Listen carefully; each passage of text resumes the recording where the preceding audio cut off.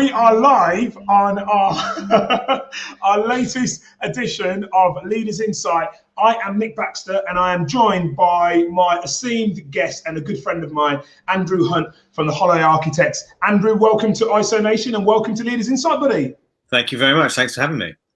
Absolute pleasure. As usual with a number of my guests, it takes a few weeks to kind of get everything finalised and kind of get you on the show because I know you've been extremely busy, which we'll talk about a little bit later. But I was really keen to get you on Leaders Insight. We started IsoNation.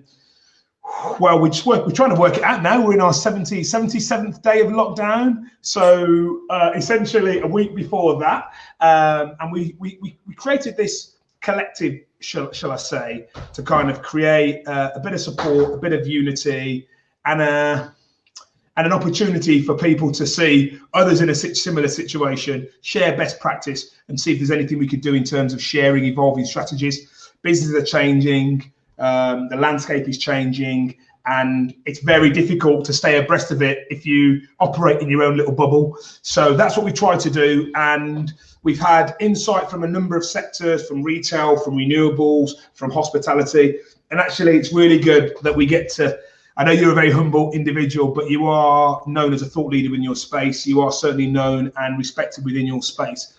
And I thought it was an apt time to kind of get some specific and acute and personal insight into how yourself and how your business and how the sector of travel and tourism has been affected by recent events. So we always start the interview off. Before we start the interview, I need to just say to anyone that's, hi Rachel, anyone that's online today, please join us. Hi Gemma, join us, post, share, and then post any questions. Myself and Andrew will endeavour to answer them.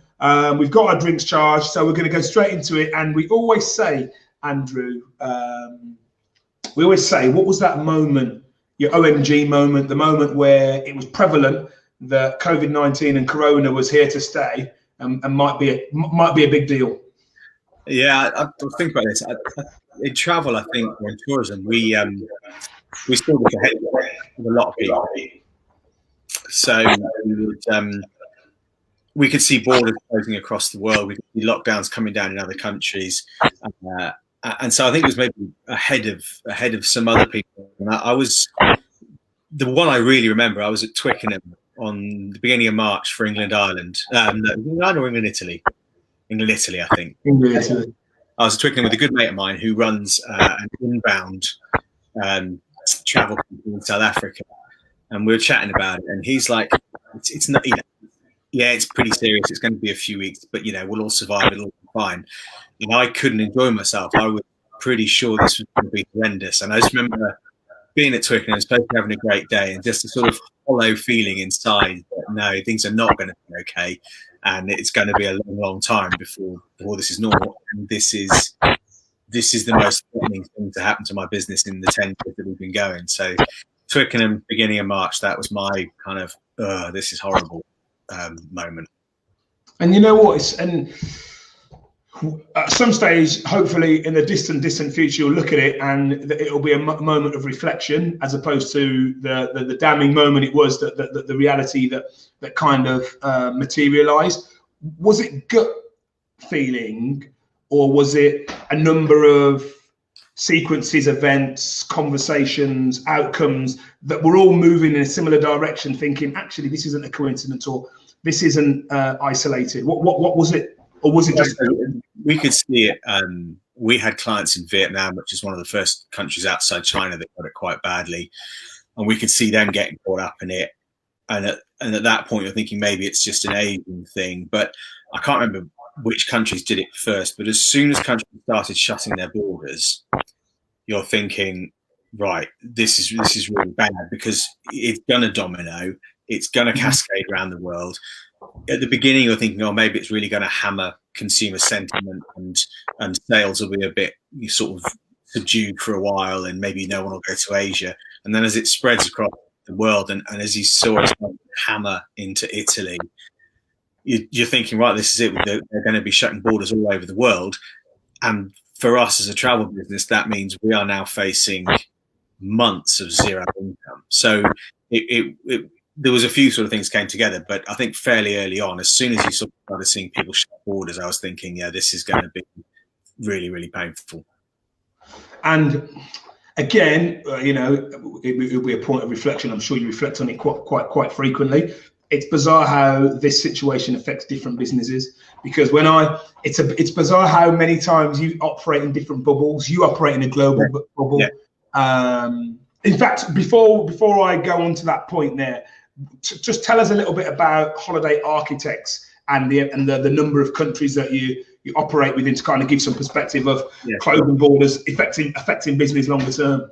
So we design and sell tailor-made holidays, sort of cultural touring holidays to 30 countries worldwide. Wow. So Asia, subcontinent, Indian subcontinent, Southern Africa, Middle East, Latin America, and North America. So we're across most of the world.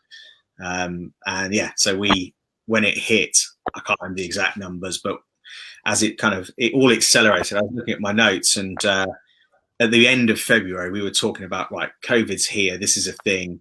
What do we say to our clients? We can't pretend it's not happening. We have to acknowledge it. We don't want to really make people worry if there's no need to worry. Mm-hmm. So that was what we were talking end of Feb. 3 weeks later, we're nearly in lockdown at that point. And in those 3 weeks, everything just went bam, bam, bam. And we had, probably 100 plus clients overseas. We had hundreds of clients due to travel imminently. And we had to bring all the ones who were overseas home before we shut our borders. We had to then postpone everyone who was due to travel imminently. So we had a huge kind of logistical operation. Wow. And I think we got our last clients back around about lockdown date, one day before, one day after lockdown. So it was, operationally, we got hammered really hard in those early few weeks. Wow. I think, again, as a travel and tourism business, we felt the impact maybe first, or one of the first. Yeah. And I think we'll probably be one of the last out of it as well, because it's going to be a long time before international travel returns to anything like what it was, in January and February. So, I think you'll agree. I mean, there's 2 points to that. The initial point was, what I was going to make was, it's amazing how, which leads on quite nicely what you just said there, Andrew, but it's amazing how different organizations are affected differently. You don't have a bubble. You're a global operator. You work within 30 countries across every continent.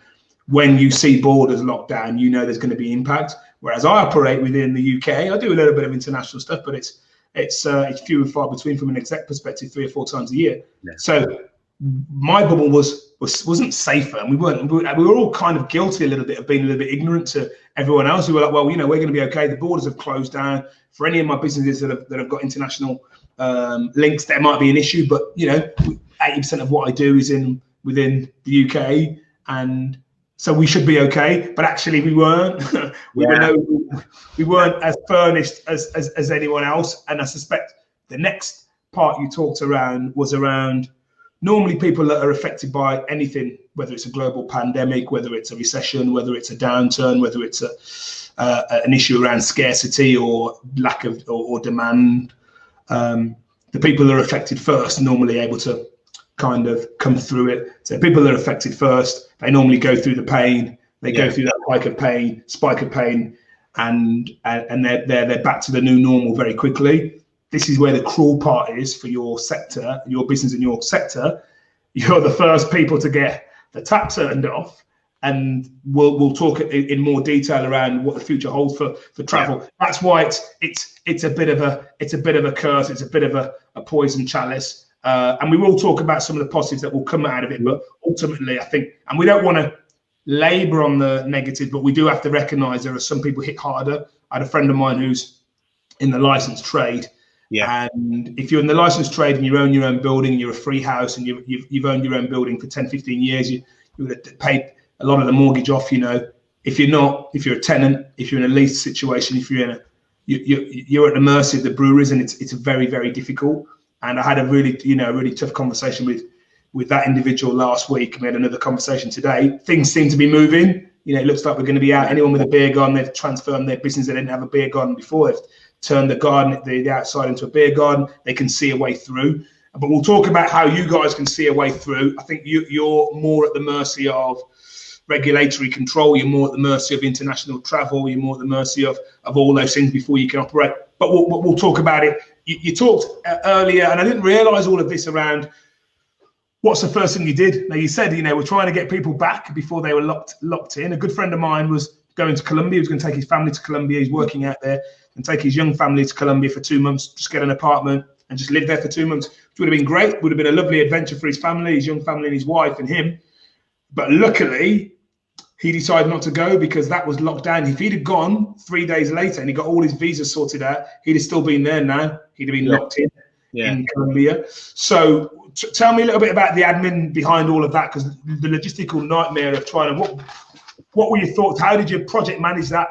I mean, we're in the travel industry. You're used to dealing with it on a small scale. So it's not uncommon for a country to sort of go off limits for a bit. You know, there might be an earthquake or some sort of natural disaster, or there might be a coup, or, you know, so you're used to dealing with it. And it's just the same process, but across the whole globe. And you produce a list. You know, we've got a CRM that will spit out a list of who's where in the world at any given time. And you've got that list, and you've got all your coming departures, and you just work through them.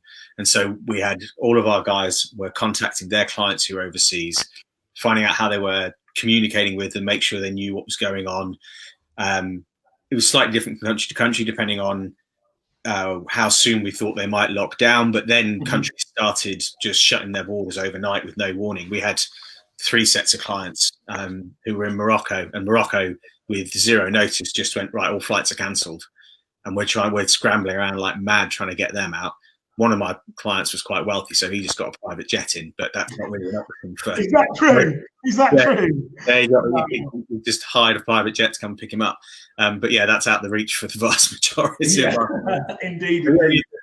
You know, and we work with local agents in every country, and they're really good. And those guys were doing a lot of the legwork on the ground in terms of making sure that our clients could get back to airports, checking what's happening with flights, because they maybe had a slightly better steer from the ground there, what's going on.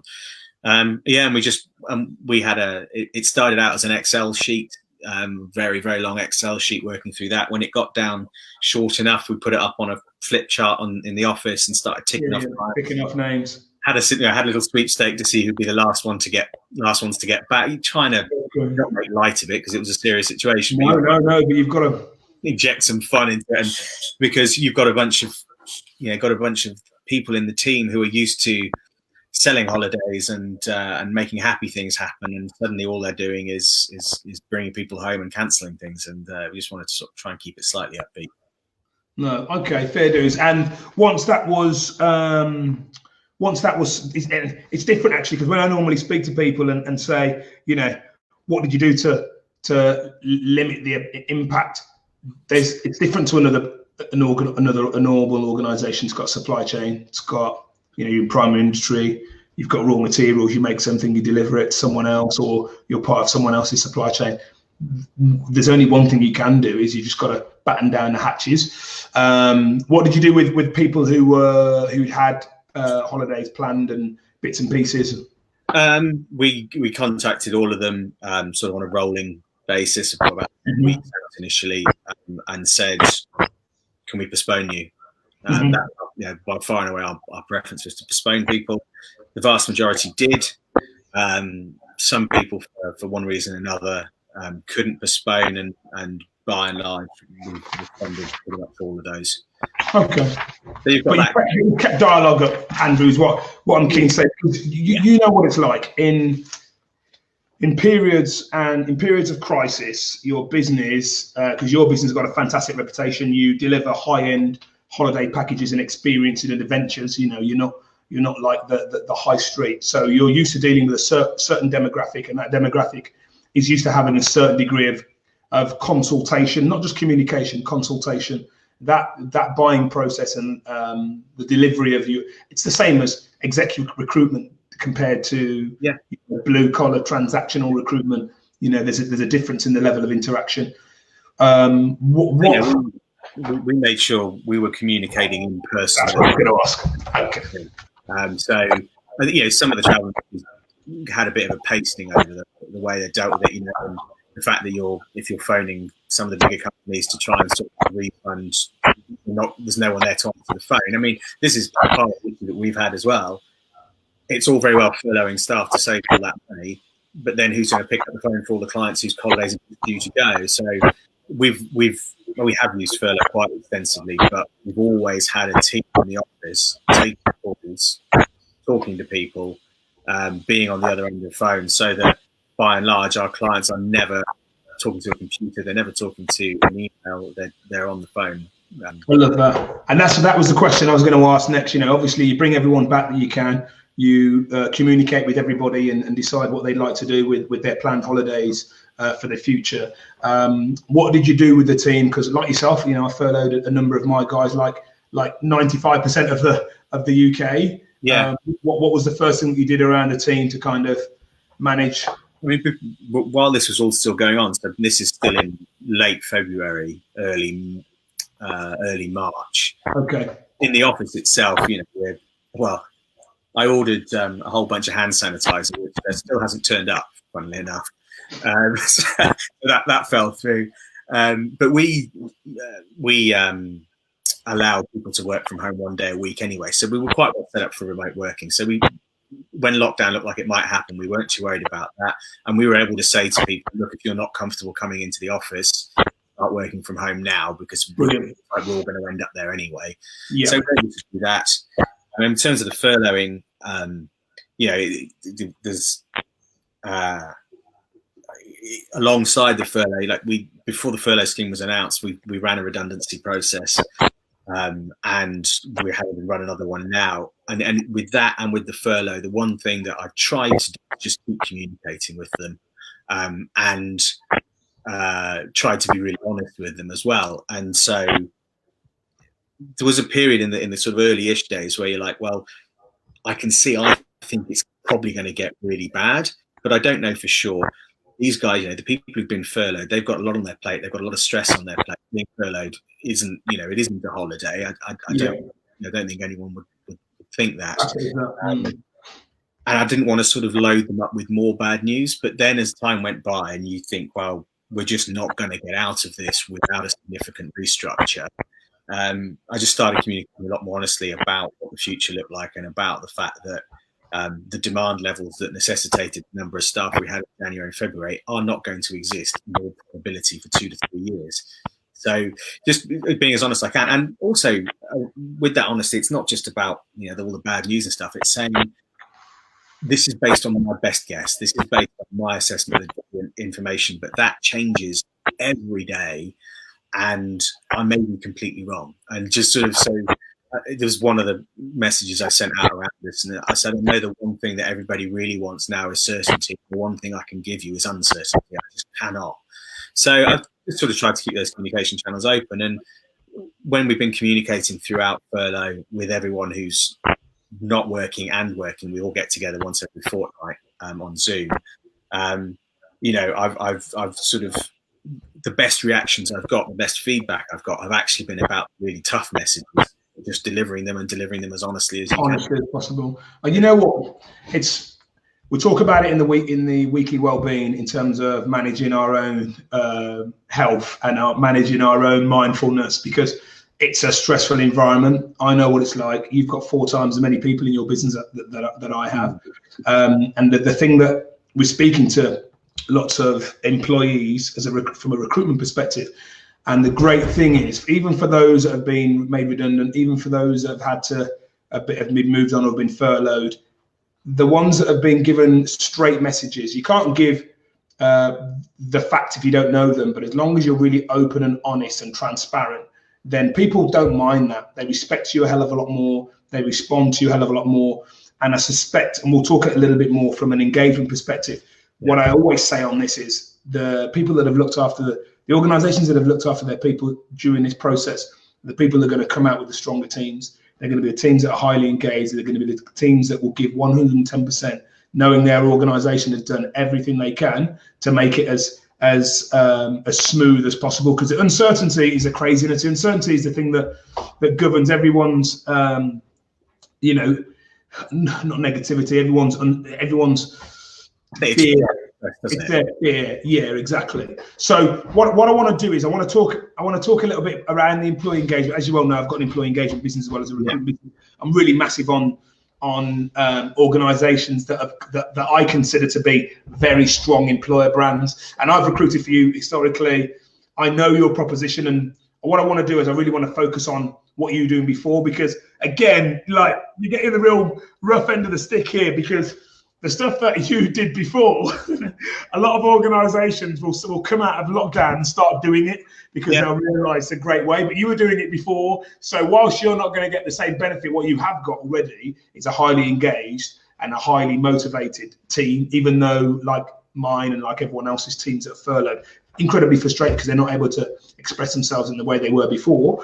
That coupled with the fact that they're holed up in their house, and luckily if they've got a garden or some outside space. So all of those things are challenges, but it makes it a lot easier pill to swallow when you've got a business that looks after you. Now, PwC talked 3-4 years ago about 4-day week. It was mind blowing. People were saying, how can you let people work for 4 days? People were talking around flexible working, and it's a constant theme. I talk around, organizations, particularly those stoic organizations that don't trust their employees and don't like to let them work from home.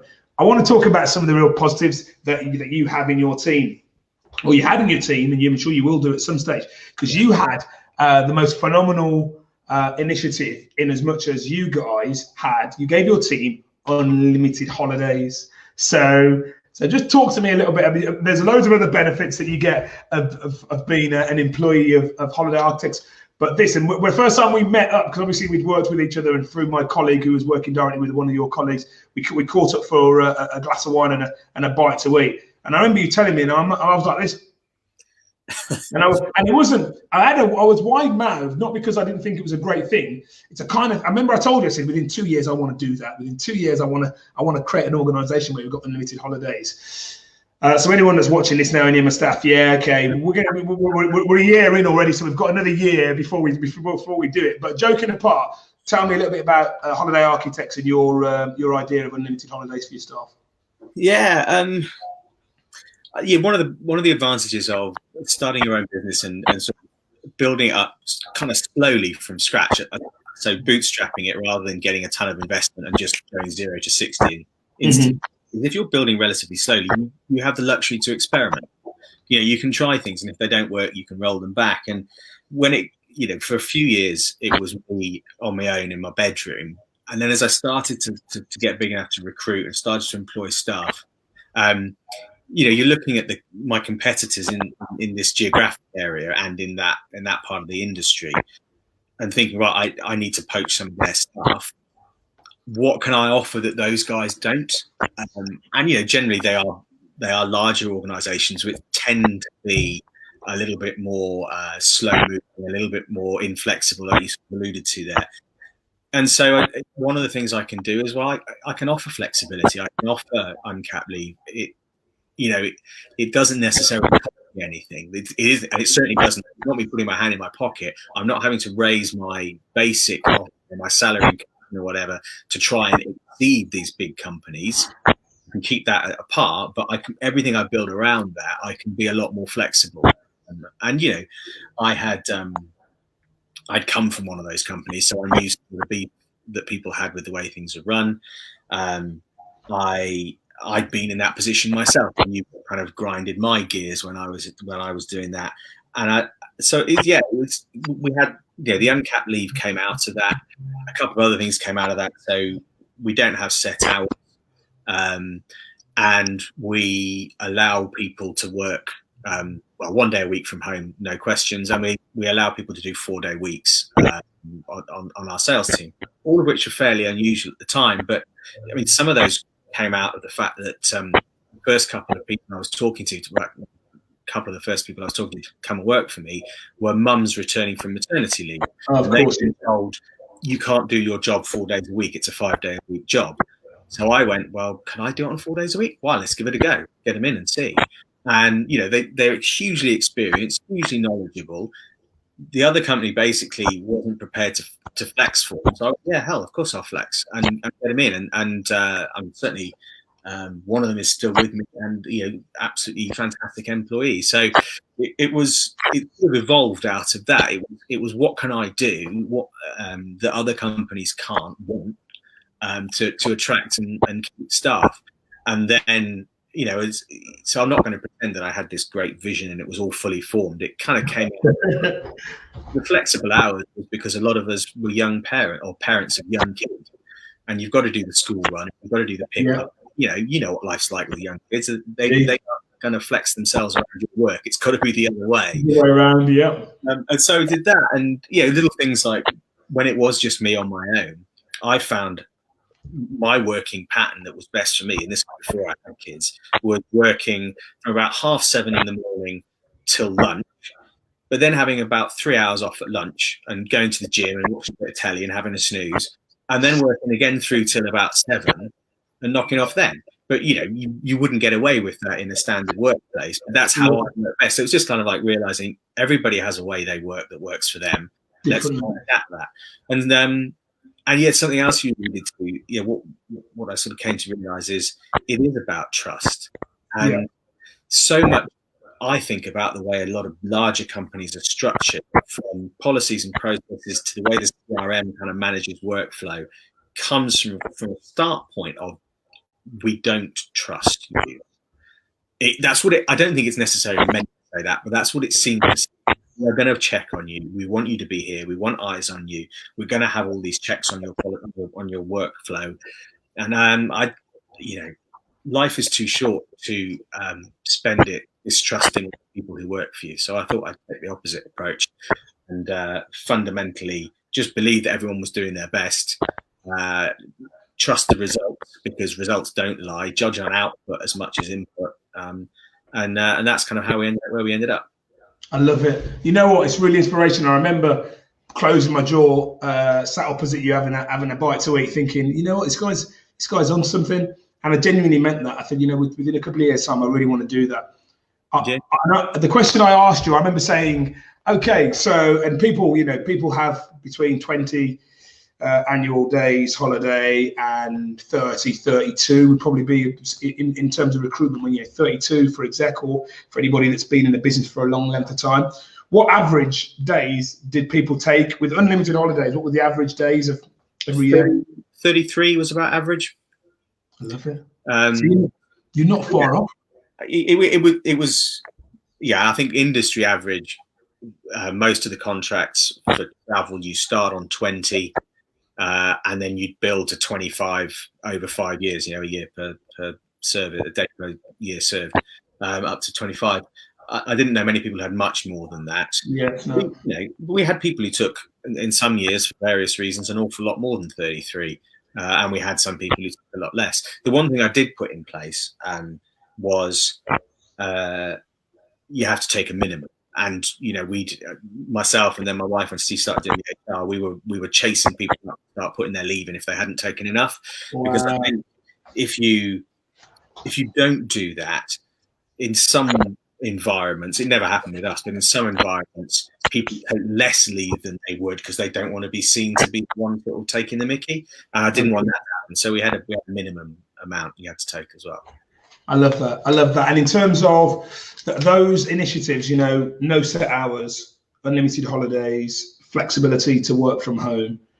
As Rachel just said, we'll say a couple of hellos first. TSG UK, hi. The guys at Nifty, hello. Bethany, welcome back. And Rachel has said flexible working is so important.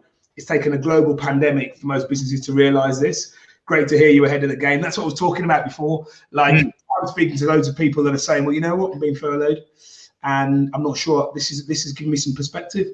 This situation, I've just not felt like I've been trusted. I don't felt like I've been communicated to honestly, and I'm having second thoughts about whether this is a business I want to align myself with moving forwards.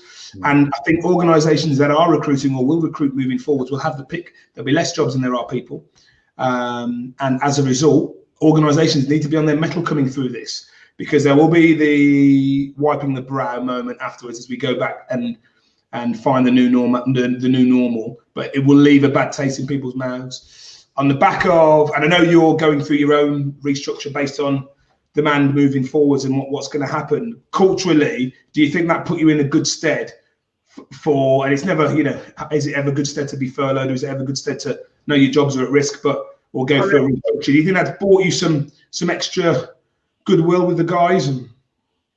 I mean, you'd have to ask them. I wouldn't want to presume to jump in. You know, I've had some extremely positive sort of communications from people about the way we've gone about it.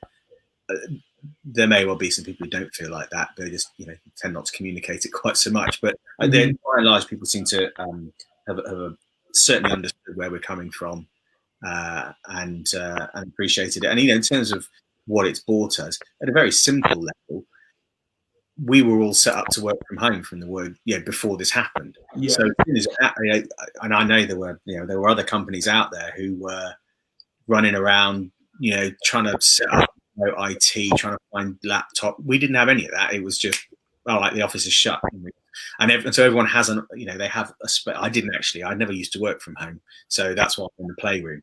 But. For a lot of people, you know, they had a home office space already. It was, and from our point of view, you know, we weren't stressing about whether the people who were still working, as in not furloughed, were doing their jobs, because we knew that they would, because they've had that trust for ages. So it certainly, from my point of view, it made the switch to this kind of working very easy. I've spoken to you about this separately, that I don't think we should be running to embrace a fully home working culture.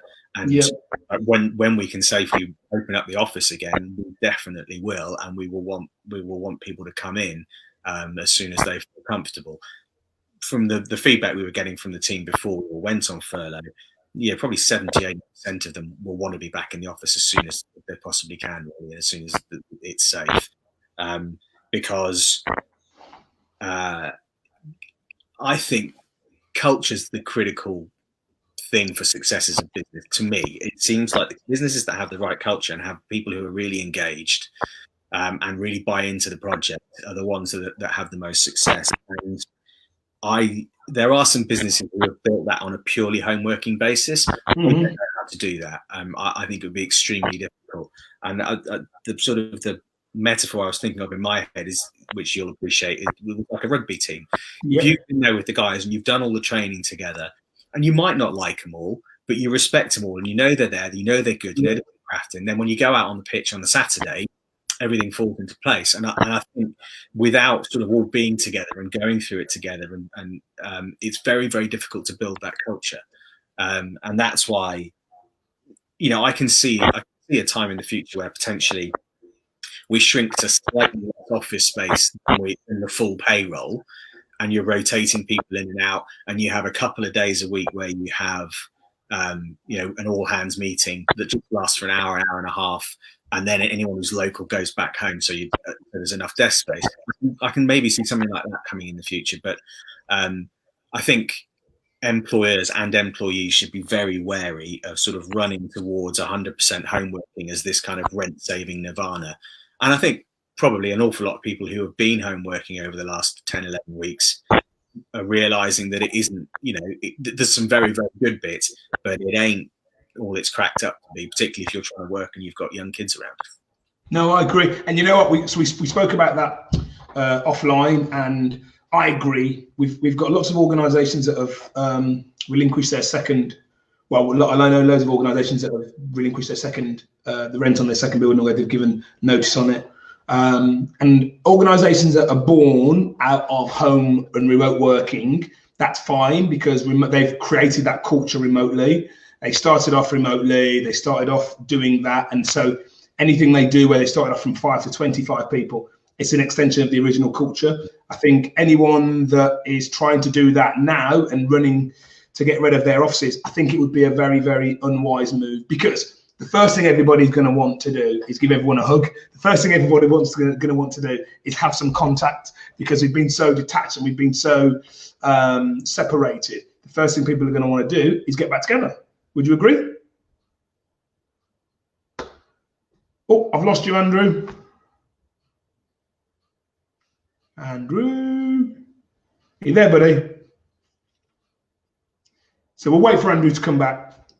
Hopefully he'll refresh his page. But what I was trying to say was the first thing that people are going to want to do is be in contact with each other. Everybody's been sorry, Nick. That's all right. It's our first technical hit glitch. I thought I dealt with that pretty well. So what we're saying was one of the reasons why you shouldn't move 100% home working is if you don't have good internet. Well, you know what? You always listen intently. You're a better active listener than I am. So when you were just sat there, I was like, is he just listening or is he? And I said, what do you reckon, Andrew? So anyway, so what I was talking about was, yes, I've talked to a number of people. They've cancelled their second rent. They know that there's going to be more working from home, but it's not going to move to working from home. People like contact. First thing people are going to want to do, when they're able, is give each other a hug. Yeah. Be in contact with each other, have a laugh and a joke, and have banter. Banter remotely on Zoom isn't the same as banter in the office. Listen to someone's quip on the phone and thinking, why did you say that? Or or a little bit of banter about someone's shirt or their new shoes or the fact they've not washed their car, whatever. There's a whole host of banter that can't happen remotely. So I think the first thing people are going to do is be connected again and work together. But what you talked about there is what everyone's talking about. If you've got 3 floors, let's have 2 floors. If we've got working from home 1 day a week, let's do 2 or 3 days a week. But let's make sure that we have a hub. So we have the start of the week off really well with everyone together. We have a middle of the week meeting. We have an end of the week meeting. But we have a certain place that's dedicated or a certain time that's dedicated to making sure we keep the core. Because you're right, culture is everything. Culture is key. It's key to productivity.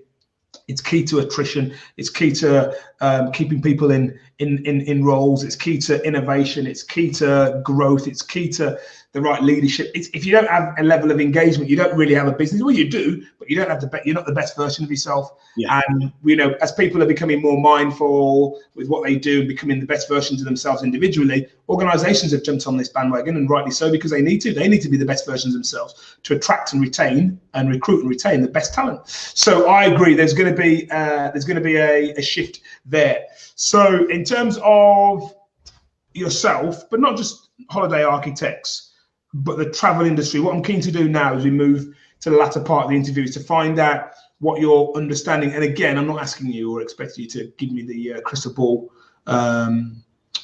response or answer to what's going to happen. What's going to happen for holiday architects and the travel industry when lockdown finishes? Yeah, I mean, the issue we have is that the end of lockdown doesn't equate to the opening of airspace, and I think if you're sort of reading the press at the moment, it's the hot topic of the government have pursued this quarantine policy, which certainly everyone in the travel industry thinks is a bit bonkers, and if that's in place, I mean, there is no travel industry, right? And if the Foreign Office, as they currently continue to advise against all foreign travel, again, there is no travel industry. So the first thing we have to do is keep pressure, as is happening already through various lobbying groups, keep pressure on government to start opening up airspace, not willy-nilly, not ignoring the fact that this is a very serious pandemic, but really looking at ways that we can safely get things opened up again. And that's, I'm in touch with quite a few other travel companies very similar to us, and we're talking fairly regularly, and that's right towards the top of the list is how do we kind of get airspace open safely again. The issue on kind of the demand side, less concerned about, people still want to travel, and as soon as they feel safe, they will absolutely want to travel. We're not seeing any diminishing of that appetite, so it's more the ability to operate those holidays. Can we get out of our country? Are there airlines still operating? Have the hotels that we want to use gone out of business in the interim? Those sort of issues that concern us. There's also a big question mark around travel insurance, and that's got to be resolved, in as much as almost every single major insurer has pulled out of travel insurance. Now there's time to come back into it. You can't get a travel insurance policy at the moment, as I understand it, that would cover you for cancellation due to COVID, but a few of the insurers are. Now you can buy a policy where if you were to catch COVID while you were overseas, you would be quickly covered. You couldn't get a few weeks ago. So we need that to loosen up. We need more players to come back into the market, and I think that'll come as things pick. As insurers, there is a market for them to be in, and they can work out what the risk's going to be. So on, they'll start to reintroduce those policies. So those are key things, I think, for the travel industry. The travel industry, I guess, like a lot of industries, is going through, a sort of a big cycle of what does the future look like? What's the new normal going to be in travel? What will clients want? What will change? What will stay the same? And sort of trying to put together plans that address that. I'll be honest, I haven't done an awful lot of that because at the moment it's still evolving so quickly. Yeah. So what I want to do is just kind of wait a little bit, wait until things start to open up. We're constantly communicating with our clients, and either through talking to existing clients as we talk to them about spending their holidays or whatever else, or through new clients, because although we're not advertising at the moment, we have been advertising and we will continue to advertise relatively soon. So we're just people who are looking to travel. And I think as long as we keep communicating with our clients, they will tell us what they want when travel resumes. They will tell us if they want anything different for what we currently offer, and we'll evolve it kind of there and then, rather than, I could have spent an awful lot more time over the last few weeks redesigning the business, performing the sort of proverbial pivots to some sort of new market or whatever. Yeah. And the second the ink was dry on it, it would have been out of date because something had changed again. So I'm a great believer that at the heart of it, like what we do, selling holidays to people, is not vastly different to what Thomas Cook was doing in Egypt in 1858 or whatever it was when he first started selling package tours down the Nile. And what people want from their holidays is broadly the same. And as long as we can deliver that, and as long as we can deliver it in a way that adds value and that clients, enhances the experience, then we will have a business. And so I'm not stressing myself about what's the new normal going to look like in travel. Yeah, whatever it is, we'll work it out, and then we'll just make sure we deliver it in that value add way.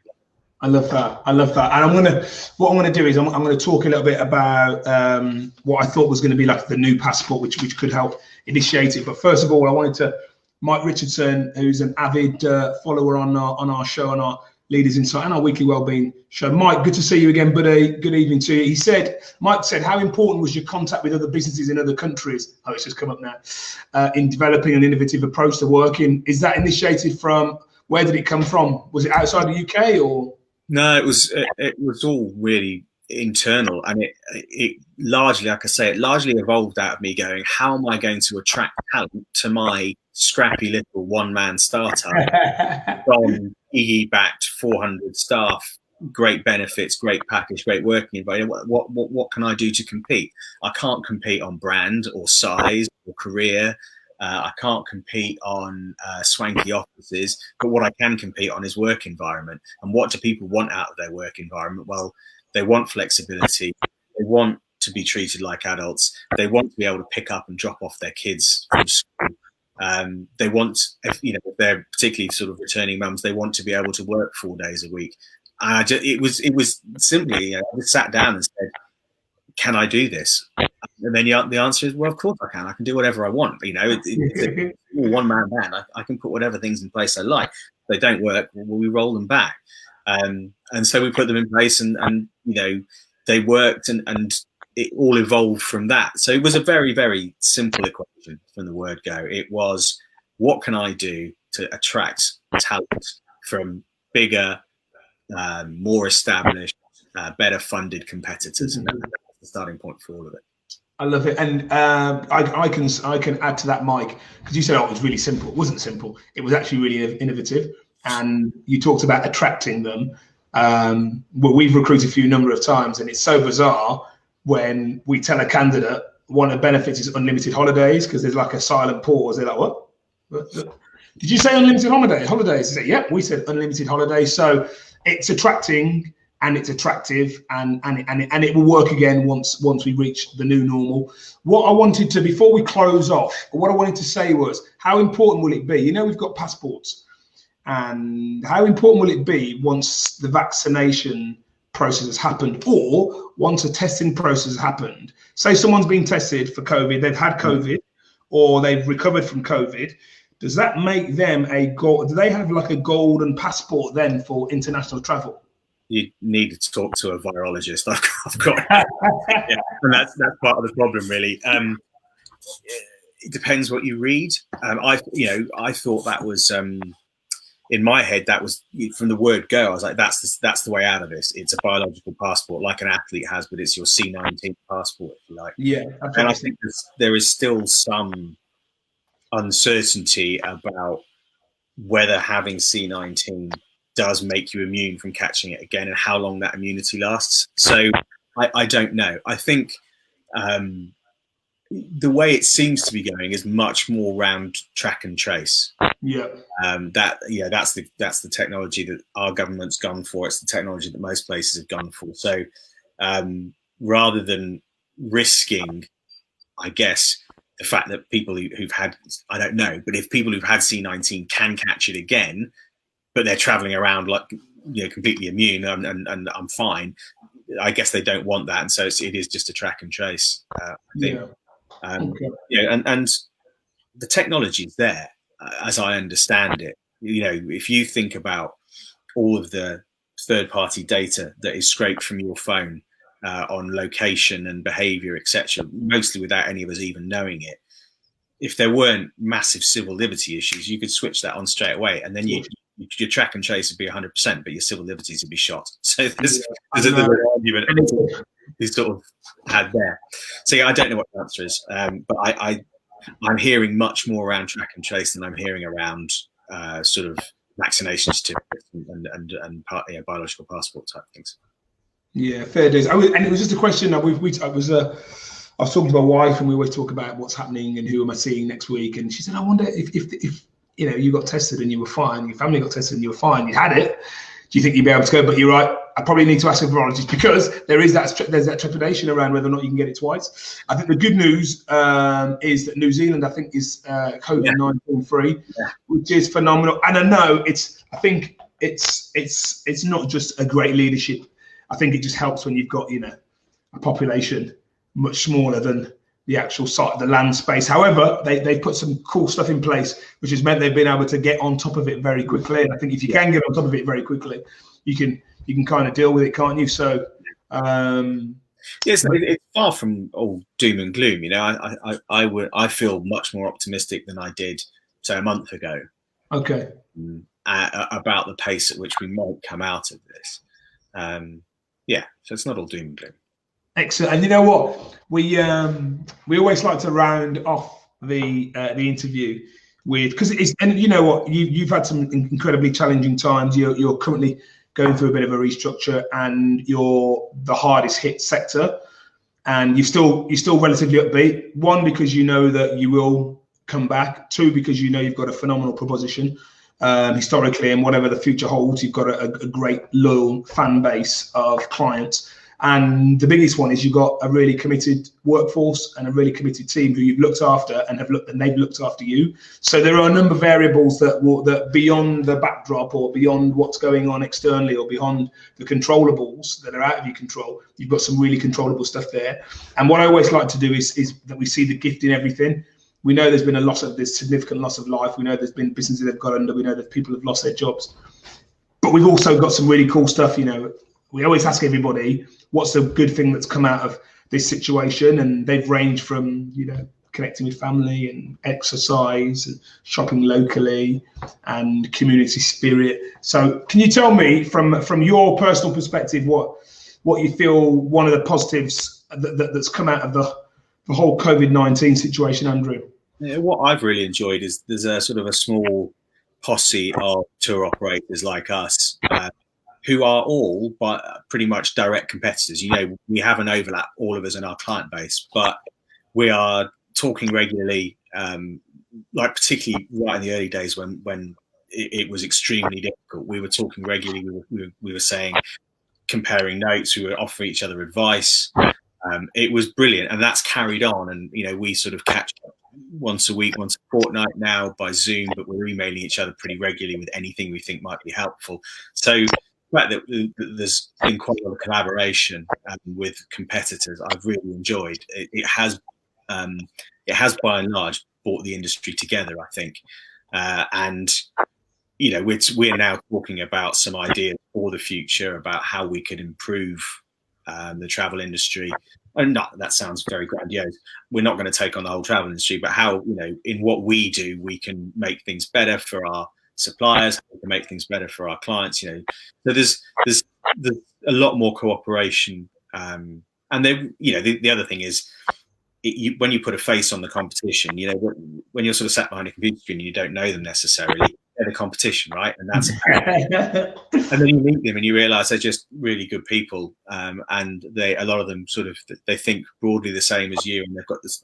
We all love travel, and I've just really enjoyed that, kind of getting to know those guys. And one of the things I'm looking forward to is when this is all over and we can have our first in-person get together with the sort of 8 to 10 of us around the table. That would be fantastic. And you know what? It's amazing that you mentioned that. Lots of people have got lots of different things from this situation, and we've said that the two biggest things that are going to help organisations get through this are the ability to be agile enough to navigate what's happening and also put yourself in good stead for what's happening in the future, and network.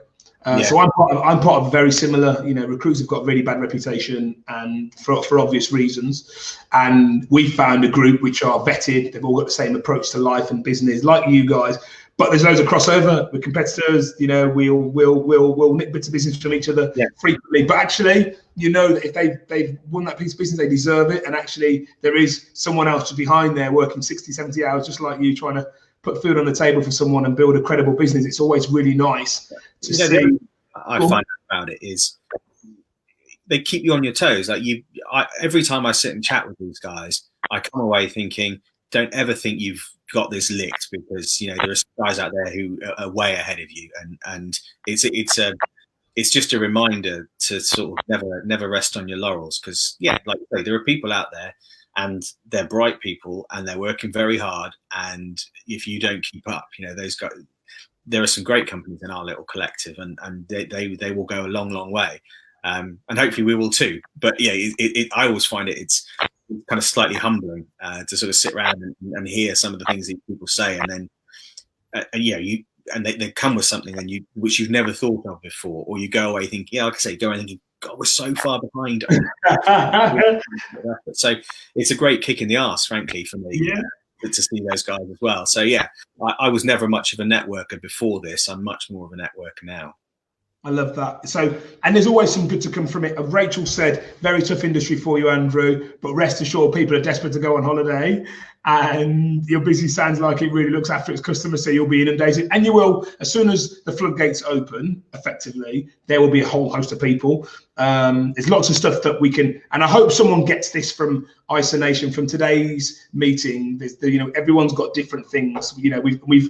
We've created our second ebook. So we had Angie Priest from BCRS talk about loans, bounce back loans and C-bills, and we've just created our second ebook to help people to navigate the funding options out there. If we can get someone that understands actually the benefit of networking, because before, in a different landscape, when you're in the bubble, you don't care. You don't want to network. You don't want anyone stealing your ideas. You don't want anyone understanding who your clients are. You don't want anyone nicking your stuff. Actually, when tough times like this come together, you've got to. What we've realised through the whole IsoNation is we have to work together. Collaboration and partnership is key. And I've been talking about collaboration for a long time, because I'm a natural collaborator, natural networker. Actually, it's nice that now it's not just an internal narrative or narrative that comes from me or people associated with me. Externally, you're seeing more and more people, and so.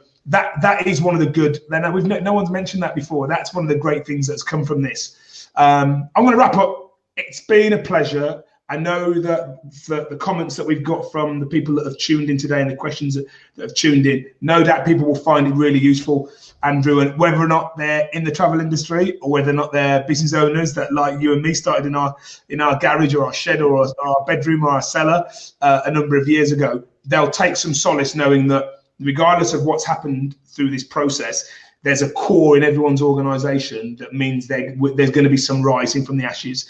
And I know you personally. I know you're going to be, again, you're going to reach those dizzy heights again in the future. And hopefully we'll be able to continue to work with each other. Let's stay close. From myself and everyone at IsoNation, I'd like to say a big, massive thank you for your time this evening from me, Nick Baxter of IsoNation, bro. Appreciate it. Thanks a lot, Nick. Really appreciate it as well. Thanks for your kind words. All right, no worries. We'll catch up really soon, buddy. Yeah? Okay. Cheers.